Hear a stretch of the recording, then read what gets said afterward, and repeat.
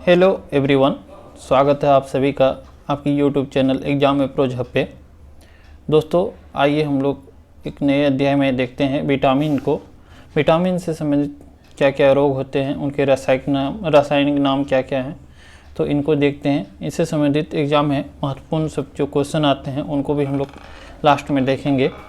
तो आइए सबसे पहले हम लोग जानते हैं कि विटामिन क्या है।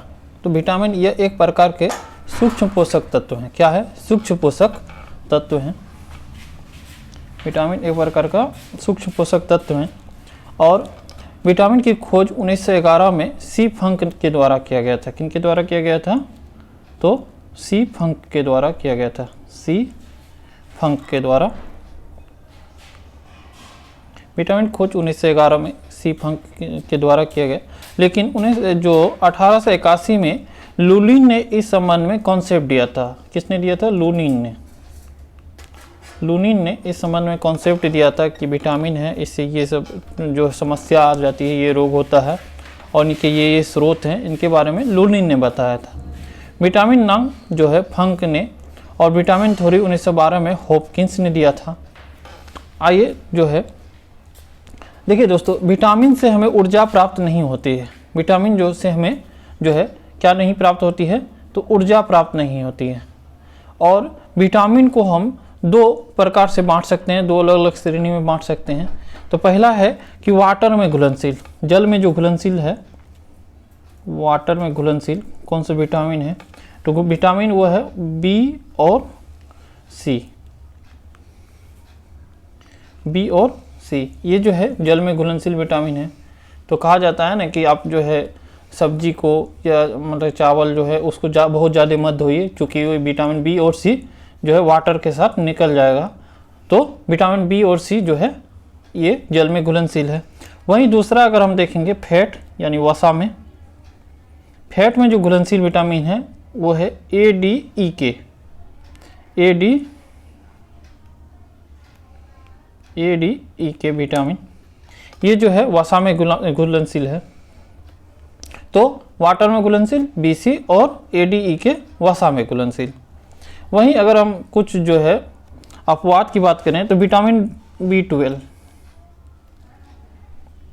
विटामिन B12 जो है ये लीवर में होता है तथा यह जो है आपको ये लीवर में होता है और ये जल में घुलनशील ना होके किस में होता है? वसा में, फैट में घुलनशील होता है B12।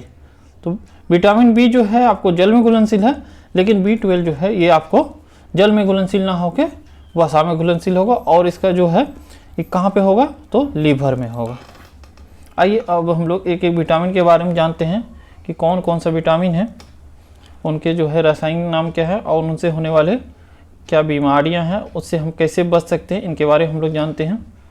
तो पहला जो विटामिन है अपना वो है विटामिन ए। विटामिन ए जिनका जो है रासायनिक नाम है वो है रेटिनोल।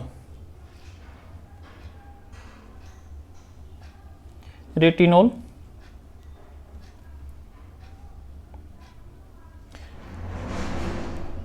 विटामिन ए जिनका रासायनिक नाम है रेटिनोल। देखिए दोस्तों, इसकी कमी से ना आपको रतौंधी, जिसको हम लोग नहीं कहते हैं कलर ब्लाइंडनेस हो गया, जीरोप्थेलेमिया, नेत्र संबंधित जितना भी बीमारी है ना, आपको विटामिन ए की कमी से हो जाएगा। ठीक है, नेत्र शुष्कता हो जाएगा, कलर ब्लाइंडनेस, तो जो भी है नेत्र संबंधित बीमारी ये विटामिन ए यानी रेटिनोल से हो जाएगा आपको। और ये विटामिन जो है ना लीवर में जमा होता है। कहाँ जमा होता है?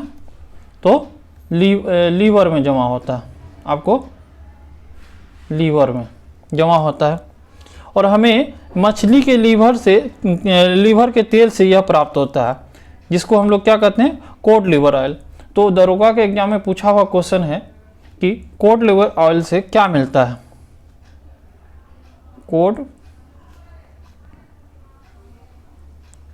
लिवर ऑयल,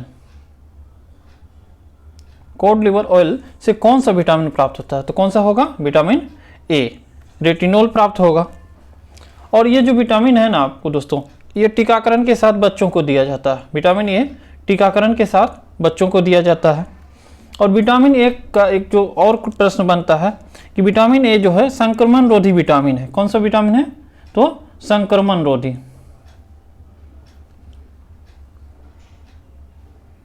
संक्रमण रोधी विटामिन है। विटामिन ए को संक्रमण रोधी विटामिन भी कहा जाता है। और यह त्वचा की उपकला को स्वस्थ बनाए रखता है। त्वचा की उपकला को क्या करके रखेगा? स्वस्थ बना के रखेगा। तो दोस्तों दूध, अंडा, पनीर, हरी सब्जी, कॉड लिवर ऑयल, ठीक है, गाजर, ये सब खाइए और इस तरह की बीमारी से, विटामिन ए से होने वाली बीमारियों से बचे रहिए। आइए अगले जो विटामिन पे आते हैं हम लोग, तो उसका नाम है विटामिन B1। विटामिन B1 जिसको हम लोग क्या कहते हैं? तो थायमीन कहते हैं। विटामिन B1 को थायमीन कहा जाता है। और ये जो है ना विटामिन B1 का पूरा एकदम कॉम्प्लेक्स है। B1 पढ़ेंगे, B2 पढ़ेंगे, B3 पढ़ेंगे, B5, B6, B7, इसके बारे में आगे हम लोग जानेंगे। तो विटामिन B1 के कमी से कौन सा बीमारी हो जाएगा? तो वो हो जाएगा आपको बेरी रोग। कौन सा रोग? तो बेरी रोग हो जाएगा इस विटामिन की कमी से। इसमें जो है ना दोस्तों मूंगफली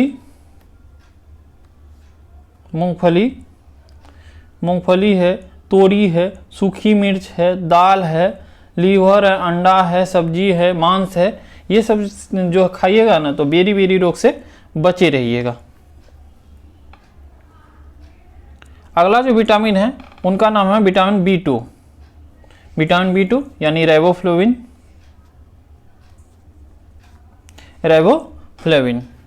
और विटामिन B2 को जो ना आपको विटामिन G भी कहा जाता है। क्या कहा जाता है? विटामिन G भी कहा जाता है। इसे राइबोफ्लेविन कहते हैं। इसकी कमी से जो आपको किलोसिस रोग यानी होठों के किनारे पर जो है ना आपका फट जाता है, बहुत लोगों को देखेंगे भी होंगे और खुद भी अनुभव किए होंगे कि होठ के जो किनारे पर फट जाता है वो विटामिन B2 की कमी से ही होता है, राइबोफ्लेविन की कमी से। साथ ही आपको होगा कि त्वचा का फटना, त्वचा फट जाएगा, ठीक है। आपको आँख का लाल पड़ना भी हो जाएगा, होठ के किनारे पर दरार पड़ जाएगा, मुंह के छाले पड़ जाएगा, यानी त्वचा से संबंधित जो समस्या होगी वो विटामिन B2 के कारण होगी, यानी राइबोफ्लेविन के कारण होगी। अब इससे बचने के लिए जो है आपको मांस, हरी सब्जियां, दूध आदि ये सब खाना पड़ेगा। मांस खाइए, यदि आप शाकाहारी हैं तो हरी सब्जी, दूध आदि का सेवन कीजिए और इनसे बचिए। अगला जो विटामिन है वो है आपको विटामिन B3। विटामिन B3 है, इसको जो है ना आपको नियासिन भी कहा जाता है। एग्जाम में तो नियासिन ही पूछा जाता है। और इनका एक और नाम है निकोटिनेमाइड।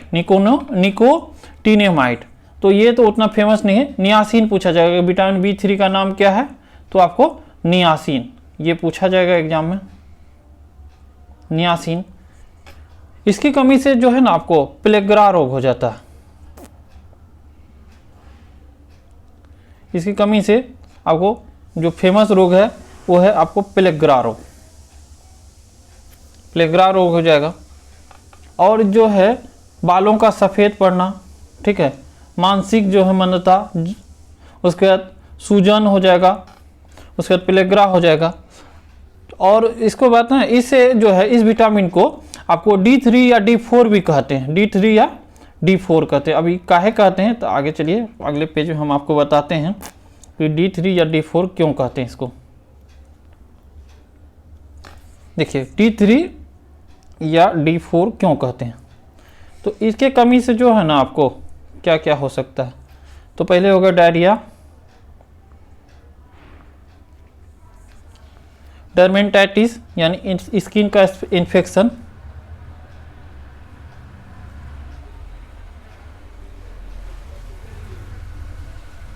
एक वो जो पहले बताए थे मंदबुद्धि,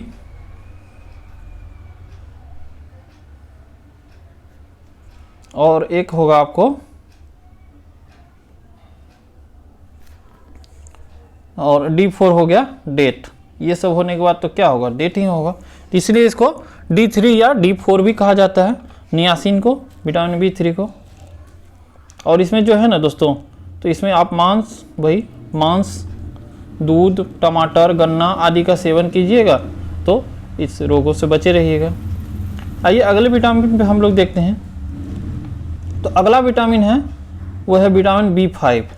विटामिन B5 जिसको पेंथोनिक अम्ल भी कहा जाता है, पेंथोनिक एसिड, पेंथोनिक एसिड, ठीक है। और इसकी कमी से जो है ना, अगर मुख्य रूप में अगर हम रोग देखेंगे, इसकी कमी से बर्निंग फूड सिंड्रोम होता है, यानी पैरों का जलना। यहाँ पे अनिद्रा, जलन की भावना, चिड़चिड़ापन, और जो प्रमुख है एग्जाम में पूछता है कि बर्निंग फूड सिंड्रोम जो है किनके कारण से होता है, यानी पैर का जलन किनके कारण होता है, तो विटामिन B5 के कारण होता है। इसमें दोस्तों आप मांस, मूंगफली, आलू, सब्जी, ये सब जो है इनका सेवन कीजिएगा। अगला विटामिन है वो है विटामिन B6। विटामिन B6 को पैराडॉक्सिन भी कहा जाता है, पैराडॉक्सिन, ठीक है। इसकी कमी से जो है ना, मुख्य रूप से जो बीमारी होगा वो होगा एनीमिया, खून की कमी। शरीर में खून की कमी यानी एनीमिया जो है मुख्य रूप से आपको विटामिन B6 की कमी से होगा। त्वचा रोग हो जाएगा, अवसाद हो जाएगा, ये जो है आपको इनका जो है प्रमुख है। देखिए लीवर, मांस, अनाज, चावल की भूसी आदि से जो है इस तरह की बीमारी को ठीक किया जा सकता है, और विटामिन B6 की शरीर में आपूर्ति को पूरा किया जा सकता है। अगले विटामिन पर चलेंगे तो विटामिन B7 बहुत पूछा जाता है एग्जाम में, बायोटीन। विटामिन B7 को क्या कहा जाता है, बायोटीन कहा जाता है। और इसको जो है ना एक और अन्य नाम है, तो इसका एक अन्य नाम है आपको, वो है आपको विटामिन H। विटामिन H भी कहा जाता है इसको, विटामिन H और बायोटीन। अगर हम देखेंगे तो बाल का झड़ना, अभी जो युवा अवस्था में ही लोगों का बाल झड़ना चालू हो गया है, तो ये जो है सबसे बड़ी समस्या है बायोटीन की कमी से, विटामिन B6 की कमी से जो है ये समस्या अभी आ पड़ी है। बाल का झड़ना, लकवा भी हो जाता है, शरीर में दर्द बना रहेगा, विटामिन B जो है सेवन यानी बायोटीन की कमी से या विटामिन H की कमी से। अब इसमें क्या आप सेवन कर सकते हैं कि बचे रहिएगा, तो इसमें जो है आप मांस खाइए, अंडा खाइए, लीवर खाइए, लीवर का मिल्क, मेवा जो है आपको, साबुत अनाज आदि सब जो है आपको ये खाना पड़ेगा। मिल्क, मेवा, ये सब जो है, वैसे आप रेगुलर रूप से अगर मिल्क ले रहे हैं तो लगभग आप सब कुछ ले रहे हैं, सिर्फ विटामिन C नहीं ले रहे हैं, तो दूध तो अनिवार्य रूप से ही लेना चाहिए दोस्तों। अगले विटामिन पे अगर हम बात करेंगे तो है vitamin B9। Vitamin B9, vitamin B9 को कहा जाता है फोलिक एसिड। क्या कहा जाता है, फोलिक एसिड। मुंह में जो आपको छाले पड़ जाता है, कभी कभी खुद को अनुभव किए होंगे कि मुंह में जो है छाले पड़ गया और एनीमिया हो गया, मुंह में छाले, एनीमिया, पेचिस, अल्सर जैसे समस्या, अल्सर जो रोग है, पेट में जो है आपको HCl के कारण जो होता है अल्सर, तो ये सब समस्या आपको विटामिन B9 के कारण होता है, यानी फोलिक एसिड के कारण होता है। और दोस्तों इसको जो है ना विटामिन B9 को एक और नाम से जाना जाता है, वो है विटामिन M। विटामिन M के नाम से भी जाना जाता है। जैसे विटामिन B7 यानी बायोटीन को विटामिन H के नाम से जाना जाता था, इस तरह से विटामिन B9 को जो है विटामिन M के नाम से भी जाना जाता है। इसमें दोस्तों दाल लीजिए आप, दाल, लीवर, सब्जी, अंडे, ये सब का सेवन कीजिए और इससे बचे रहिएगा। अगला विटामिन है दोस्तों, वो है आपको विटामिन B12। विटामिन B12 को कहा जाता है साइनोकोबालामिन। साइनोकोबालामिन इसलिए कहा जाता है क्योंकि इसमें क्या पाया जाता है दोस्तों, तो कोबाल्ट पाया जाता है, कोबाल्ट पाया जाता है। इसमें क्या पाया जाता है, ये क्वेश्चन बहुत बार बना है कि किस विटामिन में कोबाल्ट पाया जाता है, तो विटामिन B12। इसमें कोबाल्ट पाया जाता है। यह विटामिन शरीर में लीवर में स्टोर रहता है। कहाँ रहता है? पहले भी हम लोग पढ़े थे कि वसा में घुलनशील है, और ये कहाँ पे रहेगा स्टोर? तो लीवर में घुलनशील रहेगा और वसा में घुलनशील है। यही एक विटामिन बी का जो है ये एक फॉर्म है जो कि वसा में घुलनशील होता है। अन्य जो विटामिन का बी का फॉर्म है वो सभी जो है पानी में घुलनशील है। विटामिन बी और सी जो है पानी में घुलनशील है, लेकिन ये एक अपवाद है। और इसको जो है ना आपको पर्नीशियस एनीमिया, उसके बाद पीलिया जो है आपको, और एक बार आपको गुल्टामिक एंकल एडिमा, ये सब जो रोग है इनके कारण होगा। और ये जो विटामिन है ना हमारे शरीर में कहाँ बनेगा? तो हमारे शरीर में आंत में बनेगा, आंत में बनते हैं। और वर्षा जल में भी ये विटामिन होता है। वर्षा जल जो होता है ना इसमें भी ये विटामिन आपको रहेगा। कौन सा विटामिन? तो विटामिन B12। इसमें क्या पाया जाता है? तो कोबाल्ट पाया जाता है।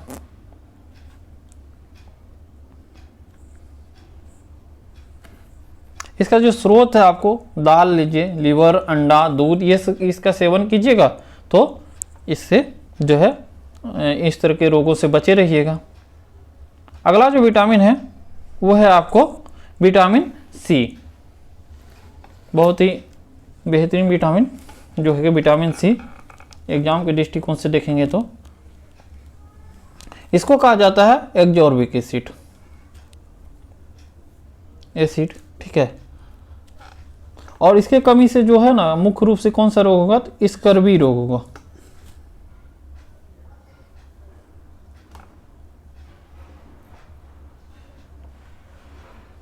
ठीक है, स्कर्वी रोग, ठीक है। इसको एस्कॉर्बिक एसिड या एग्जॉर्बिक एसिड दोनों भी कहा जाता है, पढ़ा जाता है। स्कर्वी रोग यानी देखिए जो है आपको स्कर्वी रोग जो है मसूरों का सूजन या मसूरे से खून वगैरह जो आना होता है, इसीलिए इसको जो है आपको ये विटामिन सी के कारण ही होता है। ये जो विटामिन होता है ना इसको घाव भरने वाला विटामिन कहा जाता है, घाव भरने वाला विटामिन, ठीक है। और एक जो है विटामिन सी और विटामिन ई, ये दोनों विटामिन को क्या कहा जाता है? एंटीऑक्सीडेंट। अभी विटामिन ई के बारे में पढ़ेंगे हम लोग। तो ये दोनों विटामिन को क्या कहा जाता है? एंटीऑक्सीडेंट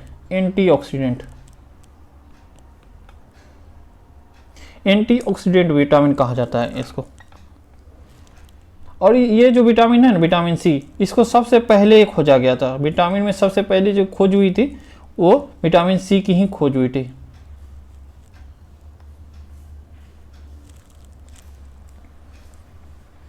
और ये विटामिन जो है आपको ताप सहन नहीं कर पाएगा, यानी आप जो है जैसे किसी भी गर्म चीज़ में इस विटामिन को डालिएगा तो भाप के साथ निकल जाएगा, तो ये ताप सहन नहीं कर पाता। तो ये अनुभव खुद भी किए होंगे कि कभी कभी जो नींबू वाला चाय बनाते हैं तो गर्म नींबू में अगर इस विटामिन जो है नींबू गर्म चाय में जो है आप नींबू गाड़ दीजिएगा तो फिर इस नींबू का आपको स्वाद नहीं महसूस होगा, क्योंकि ये जो है विटामिन निकल जाता है। इसका जो स्रोत है तो सबसे जो प्रमुख स्रोत है इसमें, तो अगर सबसे ज़्यादा अगर विटामिन सी किसी में पाया जाएगा तो वो पाया जाएगा बारबाडोस लीची में। एक है बारबाडोस लीची, इसमें सबसे ज़्यादा जो है विटामिन सी पाया जाएगा, सबसे अधिक, सबसे ज़्यादा।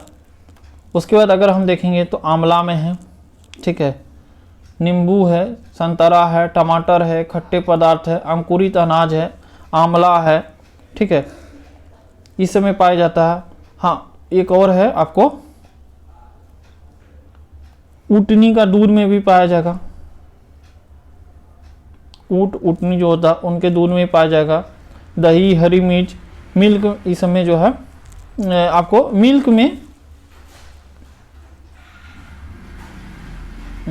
आपको विटामिन सी और एक लोहा Fe, ये दोनों नहीं पाया जाएगा। विटामिन सी और Fe ये नहीं पाया जाता। अन्य जितना भी विटामिन है वो आपको दूध में मिलेगा, लेकिन विटामिन सी और Fe नहीं मिलेगा।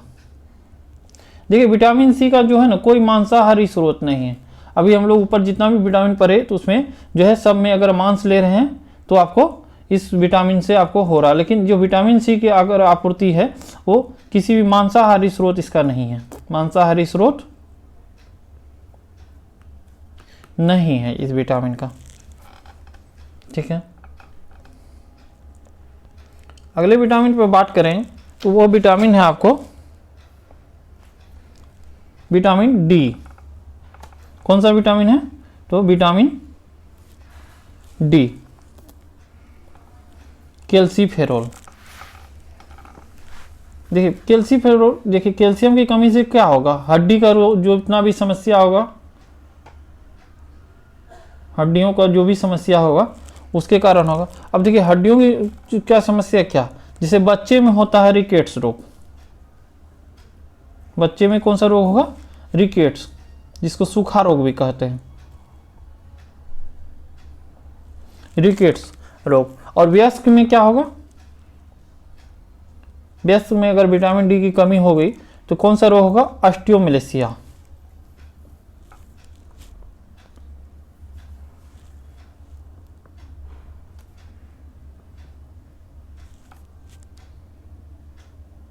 ऑस्टियोमेलेसिया रोग हो जाता है। इसको जो है ना हम लोग सनलाइट या धूप का विटामिन भी कहते हैं। ठीक है, सूर्य के प्रकाश में, देखिए दोस्तों सूर्य के प्रकाश में जो होता है ना कोई भी विटामिन नहीं होता, सूर्य के प्रकाश में विटामिन नहीं होता। विटामिन डी सबसे तेज बनता है तथा यह हार्मोन की तरह कार्य करता है। तो ये पूछा जाएगा कि कौन सा विटामिन जो हार्मोन की तरह कार्य करेगा, तो विटामिन आपको कौन सा? विटामिन डी हार्मोन की तरह कार्य करता, हार्मोन की तरह ये काम करेगा तथा यह हार्मोन की तरह कार्य करता है। पीटीएच जो है आपको के साथ क्रिया करता है। ये जो है हमको ना पीटीएच, पेराथो हार्मोन जो होता है पीटीएच, इसके साथ काम करता है। इसका जो अगर हम लोग देखेंगे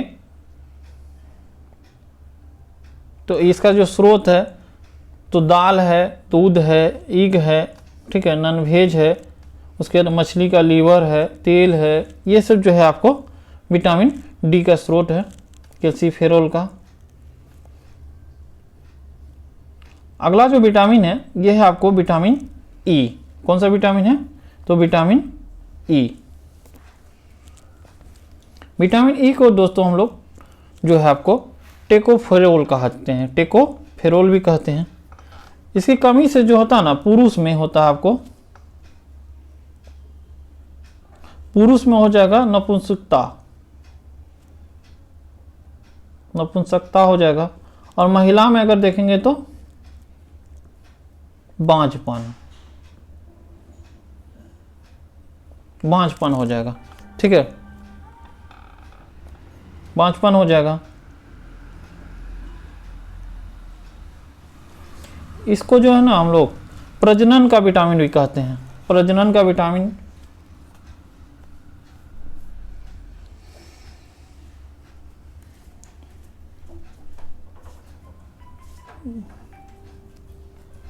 प्रजनन विटामिन, सौंदर्य का विटामिन, प्रजनन का विटामिन, सौंदर्य का विटामिन और बुढ़ापा रोकने वाला विटामिन,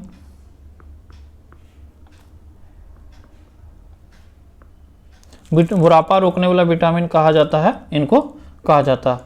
बुढ़ापा रोकने मतलब जीर्णता,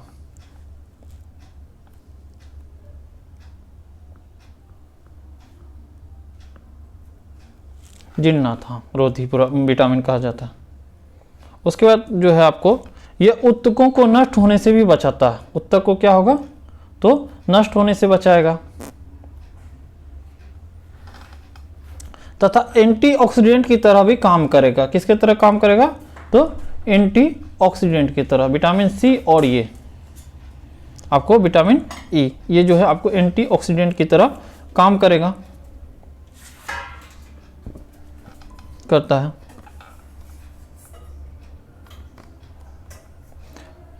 इसका जो सहकारक तत्व है उसका नाम है आपको, एक सेकेंड, जो सहकारक तत्व उसका नाम है सेलेनियम।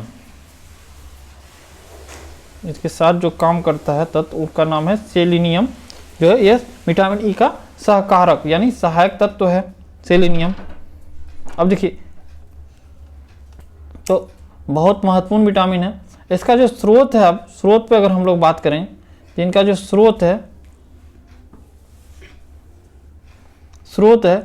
जो है आपको पत्तेदार सब्जी, दूध, मक्खन, अंकुरित गेहूं यानी अंकुरित अनाज, जितना भी अंकुरित सीड्स है,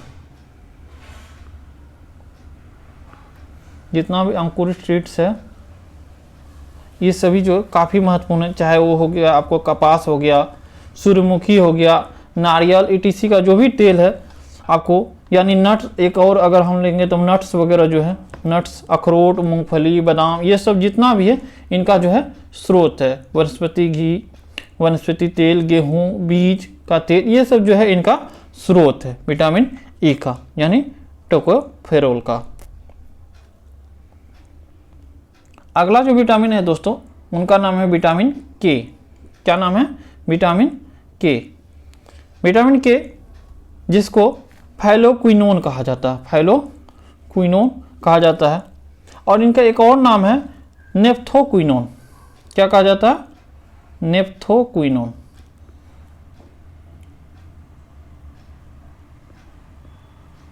फाइलोक्विनोन और नेफ्थोक्विनोन, ठीक है। तो और जो विटामिन है ना आपको, एंटी हेमोरेजिक विटामिन होती है, यानी यह ब्लड का थक्का बनाने वाला विटामिन होता है। क्या करेगा ये? तो ब्लड का थक्का बनाएगा, रक्त का थक्का जो है आपको जो है बनाएगा।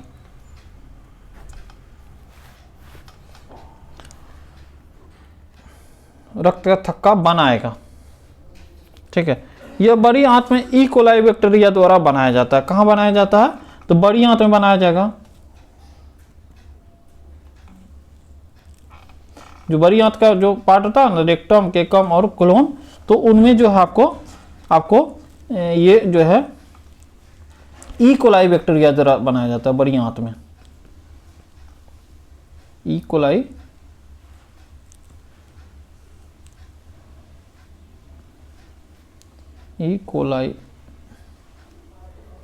बैक्टीरिया के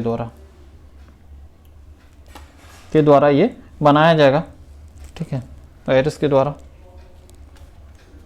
और इसका जो स्रोत है आपको, हरी सब्जी है, टमाटर है, सोयाबीन है, सब्जियां, ठीक है, ये सब इसका स्रोत है। तो दोस्तों ये था विटामिन। अब देखिए, आइए हम लोग कुछ जो है विटामिन से संबंधित जो है आपको कुछ प्रश्न है, इसके बारे में जान लेते हैं कि किस विटामिन को क्या कहा जाता है। जैसे हम लोग अभी पढ़े हैं उसी से संबंधित कुछ प्रश्न हैं, तो इसके बारे में हम लोग बात कर लेते हैं। जैसे किस विटामिन को हार्मोनल विटामिन कहते हैं? हार्मोनल विटामिन, हार्मोनल विटामिन किसको कहते हैं? तो विटामिन का नाम है आपको vitamin D. Vitamin D hormonal vitamin कहते हैं। संक्रमण रोधी विटामिन कौन सा है?